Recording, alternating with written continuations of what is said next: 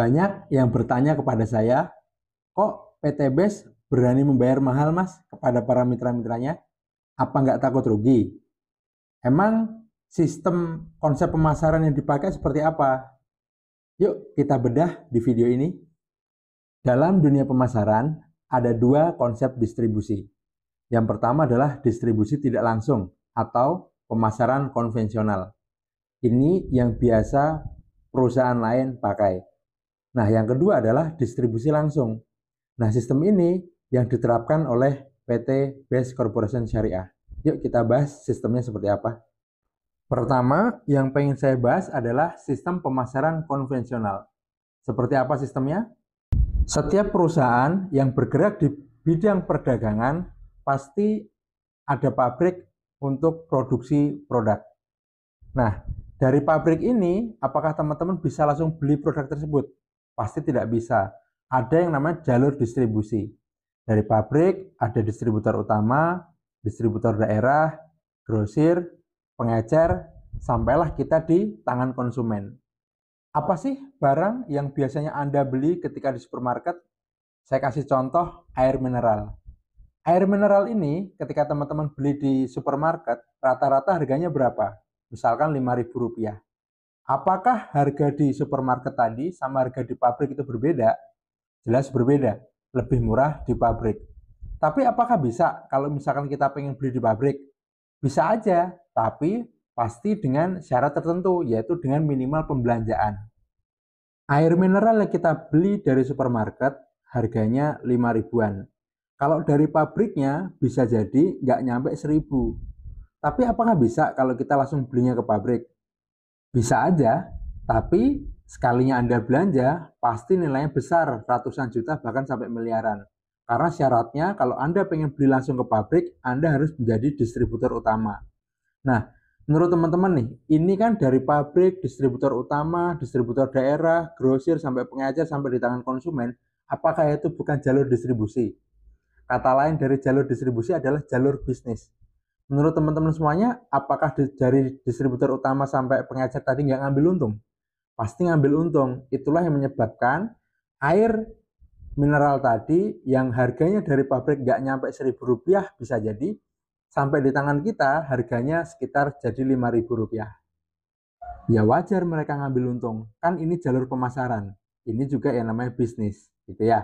Nah, terus yang kedua, kenapa kok sampai di tangan kita harganya beda dan lebih mahal? Ini yang paling mahal teman-teman semuanya. Ada yang namanya biaya iklan ya. Iklan itu macam-macam ya. Ada iklan di billboard, iklan di TV, iklan di radio. Kalau zaman sekarang itu iklannya kan endorse artis gitu ya. Nah, biaya iklan ini besar banget ya. Sekitar 40-70% gitu ya. Nah, PT BES nggak mau pakai cara ini. Kenapa? Karena menurut PT BES, kalau misalkan PT BES pakai cara konvensional seperti ini, kita tuh mengkayakan orang yang sudah kaya. Contohnya, yang punya stasiun televisi orang kaya apa orang susah? Terus artis-artis sudah pada kaya apa belum? Rata-rata sudah pada kaya ya. PT BES nggak mau pakai cara seperti ini.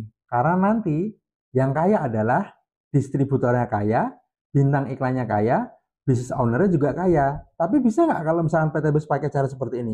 Bisa banget. Tapi nanti nggak ada program gimana caranya kita bisa membantu masyarakat untuk bisa lunas hutang dan bebas riba. Dan selamanya Anda akan menjadi target market aja ya. Atau Anda hanya menjadi konsumen aja. Saya kasih contoh. Teman-teman kalau mandi itu pakai sabun nggak? Terus kalau keramas pakai sampo nggak? Nah, sudah berapa lama teman-teman mandi itu pakai sabun?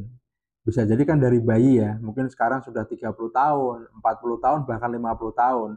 Sudah seloyal itu belanja sabun setiap kalau mandi ya. Terus pertanyaannya, sudah 40 tahun pakai sabun, kira-kira dapat apa dari perusahaan tadi? Dapat wanginya aja gitu ya. Jadi teman-teman nggak akan dapat bagi hasilnya. Nah, sedangkan yang ditawarkan oleh PT BES ini sistem yang berbeda. Sistemnya seperti apa? Kita bahas ya. Sistem pemasaran yang dipakai oleh PT BES seperti ini, teman-teman sekalian. Awalnya sama-sama ada pabriknya. Tapi yang bedakan adalah ini.